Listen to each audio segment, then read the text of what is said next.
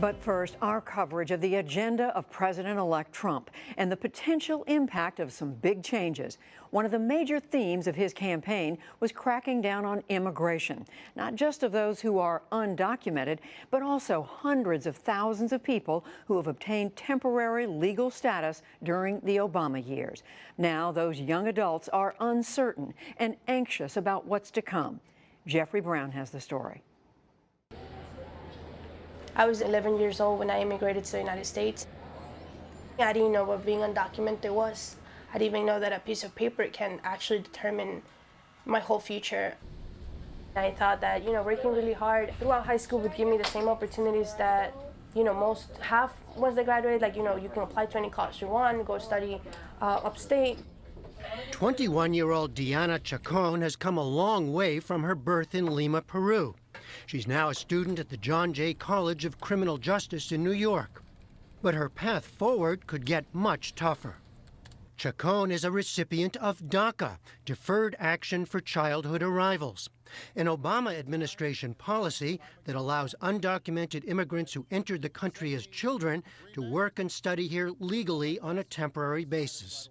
If there's a young person here who has grown up here and wants to contribute to this society, wants to maybe start a business that will create jobs for other folks who are looking for work, that's the right thing to do.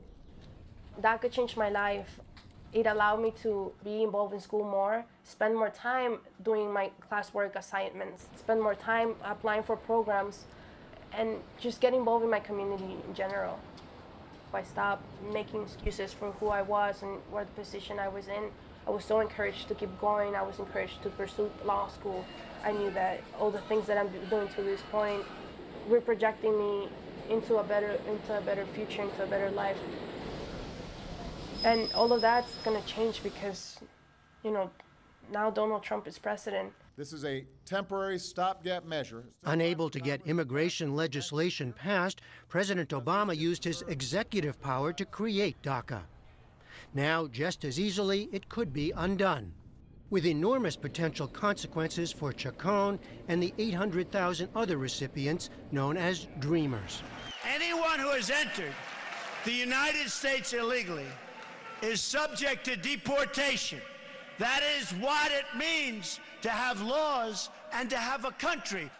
In addition to building a wall, Donald Trump as a candidate made the repeal of DACA a top priority. And since the election, Dreamers and other immigrants have protested across the country. Teresa Galindo, who brought her 2 sons to the U.S. from Mexico after her husband's death, marched at a Sunday Midtown Manhattan rally. Her youngest, Carlos, now 31, was just 2 years old when he entered the country. It wasn't their fault, and it's still not their fault. They're here because I brought them when they were very young. I did it as a mother to give my kids the best. I wanted to, and I still want to give them the best. Back in my country, they couldn't even get an education. Carlos got his education and 4 years ago became a DACA recipient. He now works at an immigrants' rights organization in Staten Island, helping others find legal and other resources. His own uncertain future, he says, now informs his work and activism. So if DACA is repealed, what would happen? I don't know, and that's the scary part. It's a little bit frightening, but we're going to fight, right? If they do take it away, we demand something better. Well, what does that mean? I mean, what would you do? Go out. The Dreamer movement has been alive since 2001. DACA was not given to us because the president woke up one day and said, I really feel for you, youth, I'm going to give you DACA. We fought for it. There was a lot of civil disobedience. There was a lot of organizing. And I think that just means we're going to do that to a bigger scale now.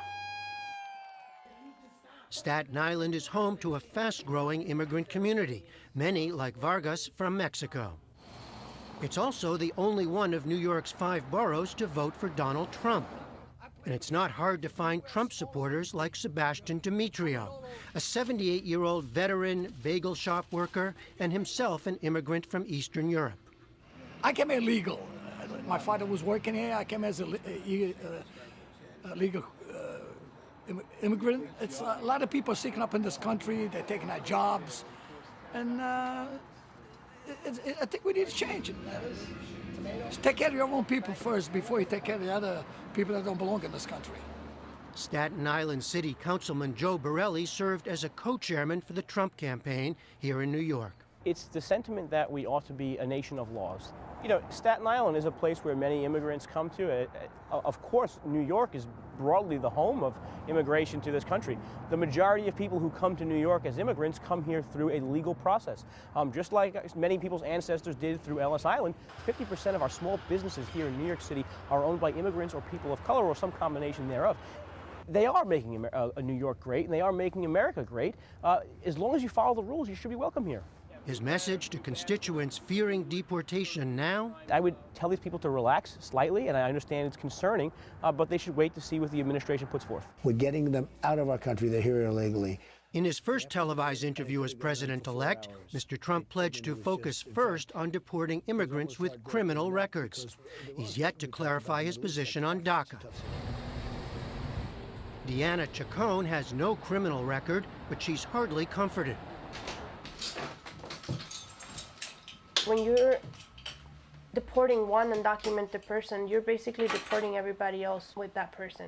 Not physically, but emotionally. Like, it's that baggage that is left behind. It's not just me, just not you.